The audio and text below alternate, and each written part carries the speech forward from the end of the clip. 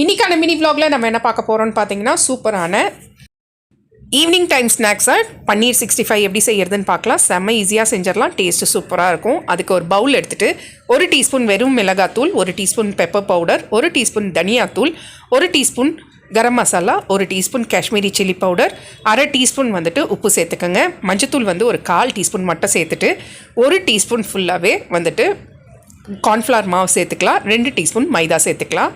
இதை ஃபஸ்ட்டு எல்லாத்தையும் நல்லா கலந்து விட்டுட்டு 1 டீஸ்பூன் இஞ்சி பூண்டு பேஸ்ட்டு சேர்த்துக்கோங்க. இப்போ கொஞ்சமாக தண்ணி ஊற்றி எல்லாத்தையும் நல்லா மிக்ஸ் பண்ணி விட்டுக்கலாம். மசாலா பக்காவாக ரெடி ஆகிட்ட உடனே பன்னீர் எடுத்து அதை நல்லா க்யூப்ஸ் மாதிரி கட் பண்ணிக்கலாம். கட் பண்ணிவிட்டு இப்போ அதை வந்துட்டு நம்ம ரெடி பண்ணி வச்சுருந்தோம் இல்லைங்களா மசாலா, அதில் சேர்த்துட்டு நல்லா மிக்ஸ் பண்ணி கோட் பண்ணி வச்சுக்கோங்க. இப்போ வந்து நான் ஒரு பிளேட்டில் பிரெட் க்ரம்ஸ் எடுத்திருக்கேன், அதையும் எடுத்து ரெடி பண்ணி வச்சுக்கலாம். ஒரு பேனில் கொஞ்சமாக எண்ணெய் ஊற்றிக்கலாம். எண்ணெய் நல்லா சூடாகட்டும். அதுக்குள்ளேயே நம்ம ரெடி பண்ணி வச்சுருந்த பன்னீரை எடுத்து பிரெட் க்ரம்ஸில் சேர்த்துட்டு ஃபுல்லாக நல்லா பிரெட் க்ரம்ஸில் அந்த மசாலாவில் பிடிக்கிற மாதிரி ரெடி பண்ணிவிட்டு நம்ம வந்து எண்ணெயில் சேர்த்துக்கலாம். எண்ணெய் வந்துட்டு நல்லா காஞ்சிருந்து ஸ்லோ பண்ணிக்கோங்க.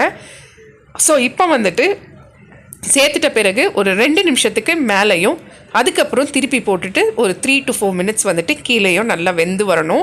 நல்ல ஒரு கோல்டன் ப்ரௌன் கலர் வந்தவுடனே எடுத்துடலாம்.